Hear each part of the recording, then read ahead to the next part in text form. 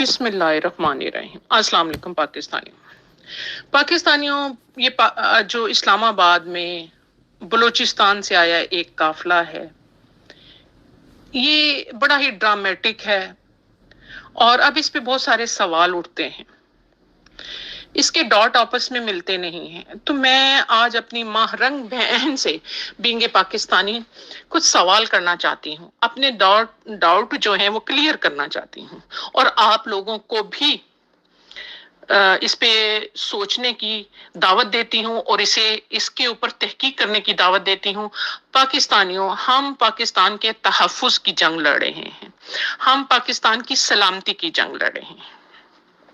पाकिस्तान में पीटीआई के तमाम पूरी कौम में से जो बच्चा बूढ़ा जवान पीटीआई के साथ खड़ा है, वो आज पाकिस्तान की सलामती और पाकिस्तान के तहफ़्फ़ुज़ की जंग लड़ रहा है और अपनी जगह हर बूढ़ा बच्चा जवान औरत मर्द किसी न किसी रंग में कुर्बानी देते हुए नजर आ रहा है।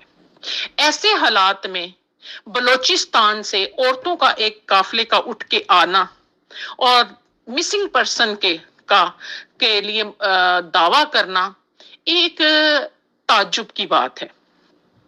मैं महरंग से सवाल करूंगी कि महरंग, आप बलूचिस्तान से आपका दावा है, आप पैदल चल के आई हैं, जो कि सरासर एक झूठ है। अगर आप बलूचिस्तान से पैदल चल के आई हैं तो आपने जब चली थी तो आपने लोगों को इकट्ठा करके कोई तो स्पीच की होगी। अच्छा, आपने अपने लोगों से स्पीच नहीं की, पर आपने अम्बेसियों को बताने के लिए अंग्रेजी जबान में स्पीच जरूर की, जिनका आप एजेंडा है। फिर आप जब चली थी तो आपको जगह जगह बलूचिस्तान कहां और इस्लामाबाद कहां, तो आपको जगह जगह कहीं कयाम किया होगा। आप लोगों ने कोई अपनी ग्रुप फोटो बनाई होंगी। अभी तो आपके कैमरे, अभी तो आपके फोन, स्मार्टफोन बहुत काम कर रहे हैं, वी लॉगर बड़े इकट्ठे हो गए हैं। आप एक दो वी लॉगर को भी नहीं अपने काफिले में लेके चली थी। बात है ना हैरानगी की? सवाल तो बनता है ना, इसलिए कि आप ना पैदल आई थी। यहां स्क्रिप्ट लिखने वाले ने फिर गलती कर दी, नामालूम फिर पकड़े गए। ठीक है, आप नामालूम के कांधों पे बैठकर आई हैं, उनकी गाड़ियों में आई हैं, उन्होंने इस्लामाबाद के नजदीक लाके आपको छोड़ दिया है।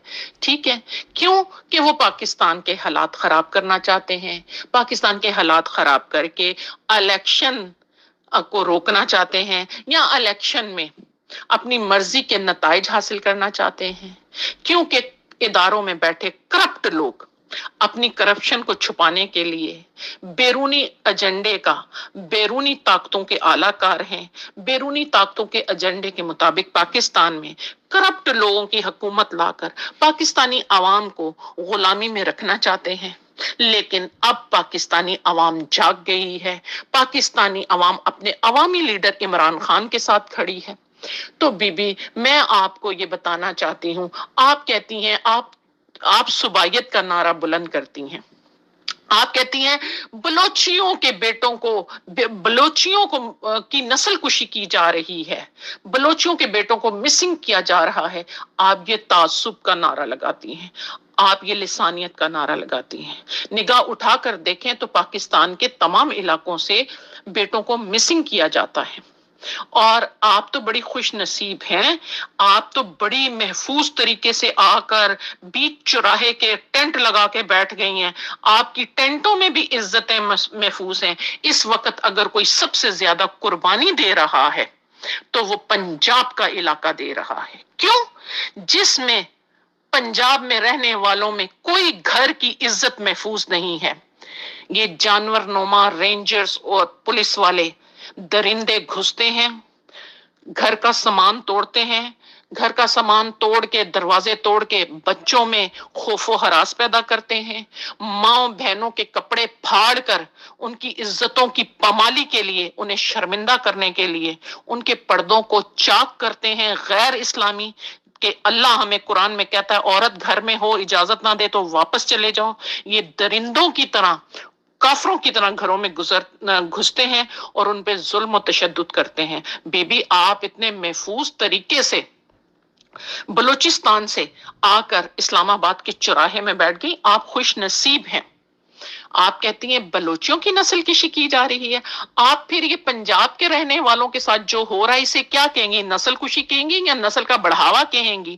کہ پنجاب میں کوئی گھر نہیں، ہر گھر کا بیٹا جو ہے گمنامی کی زندگی گزار رہا ہے، آپ کیا اسے کہیں گی کہ ارشد شریف کو پہلے ملک سے بھاگنے پہ مجبور کیا گیا، پھر اس کا پیچھا کر کے پردیس میں ظلم کے ساتھ اسے قتل کر دیا گیا؟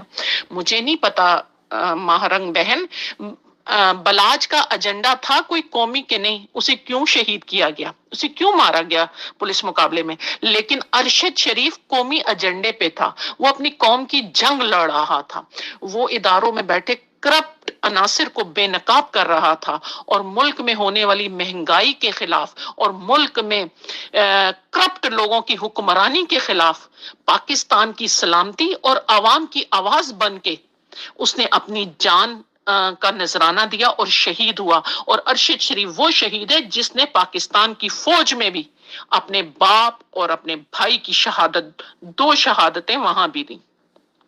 مجھے نہیں پتا بلاج کا کوئی قومی ایجنڈا تھا کہ نہیں تھا، لیکن ضلع شاہ سادہ ہونے کے باوجود اس کا قومی ایجنڈا تھا، وہ عمران خان کی پارٹی کے ساتھ کھڑا تھا، وہ عمران خان کے نظریے کے ساتھ کھڑا تھا کہ پاکستان میں لسانیت نہ ہو، پاکستان میں بیرونی طاقتوں کے ڈرون نہ مارے جائیں، پاکستانی قوم کو تحفظ، پاکستان کسی کی جنگ کا حصہ نہیں بنے گا۔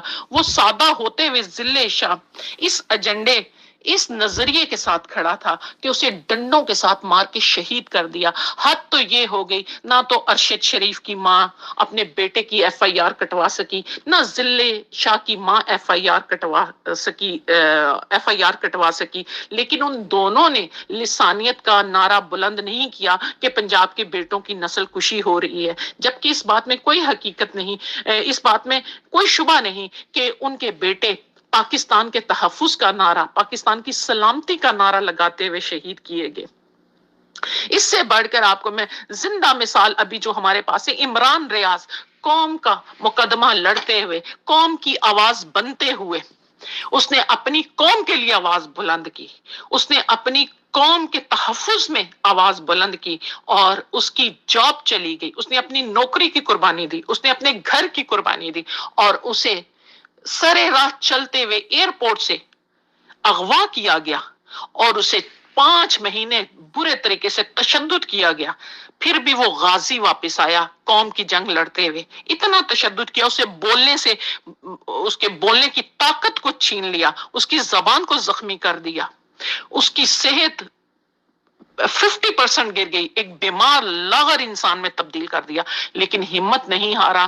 سلام ہے اس کی ہمت کو، عمران ریاض کی کو، اور پھر وہ اپنے جہاں سے اس نے چھوڑا تھا اسی سے اس نے اپنی قوم کے لیے پھر جنگ لڑنا شروع کر دی۔ تو بی بی جو پاکستان کی آواز بن رہا ہے اور قربانیاں دے رہا ہے، اصل میں اللہ انہی کی قربانیوں کو قبول کرتا ہے۔ مجھے بلاج کا نہیں پتا، اور اگر پہلے ہو رہے تھے تو مہرنگ تم نے کیا، آپ نے کبھی بلوچستان کی حکومت کے سامنے احتجاج کیا؟ نہیں کیا۔ دھرنا دیا؟ نہیں دیا۔ کیا ابھی کبھی آپ نے بلوچستان کی ہائی کورٹ کے سامنے آپ نے دھرنا دیا؟ نہیں دیا۔ آپ کا کوئی پروفائل نہیں ہے، میں نے دیکھا۔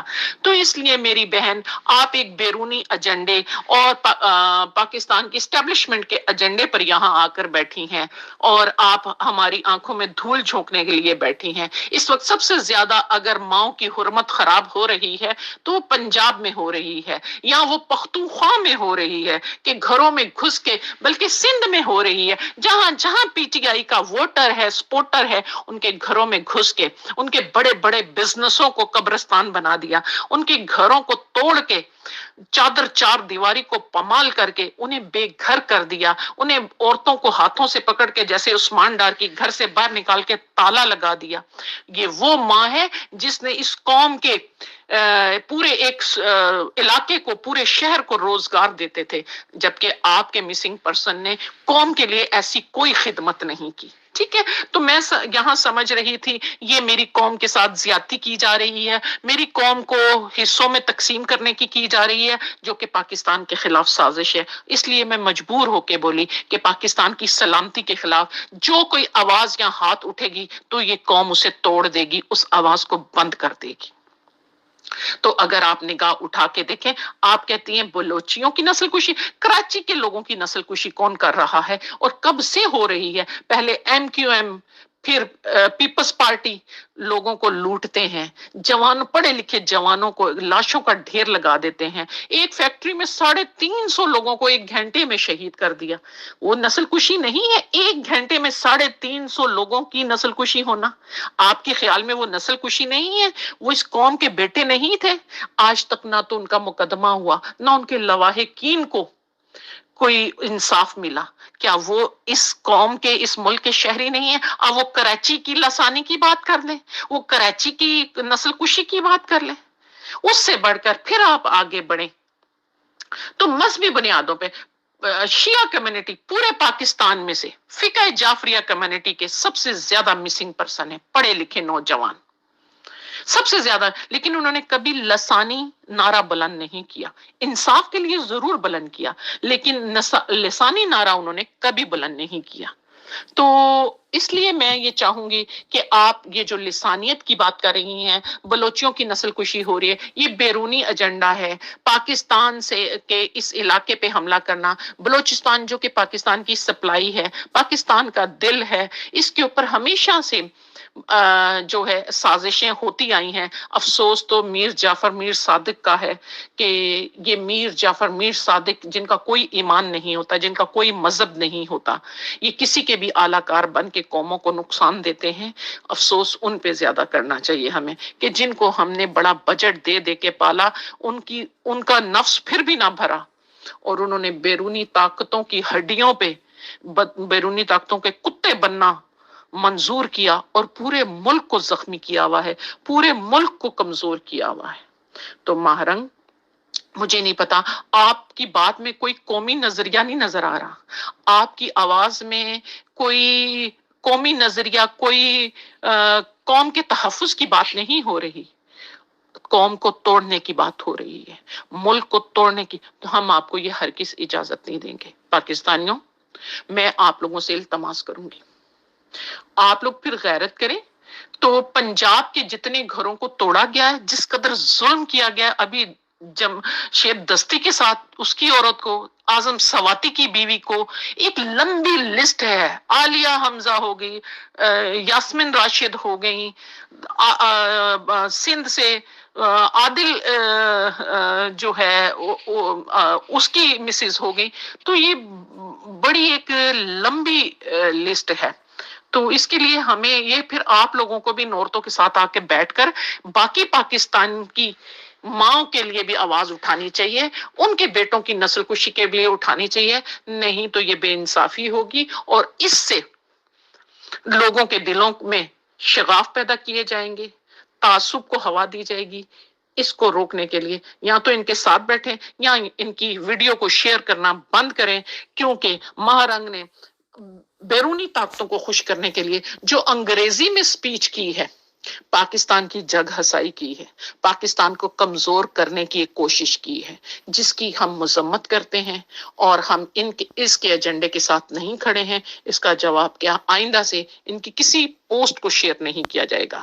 اگر مسنگ پرسن کی بات ہوگی تو پورے پاکستان میں ہوگی، اگر شہید بیٹوں کی بات ہوگی تو پورے پاکستان، خاص طور پہ وہ جو پاکستان کی سلامتی کا نعرہ لگاتے ہوئے شہید ہوئے، ان کا زیادہ حق ہے۔ عمران خان زندہ باد، پاکستان پائندہ باد۔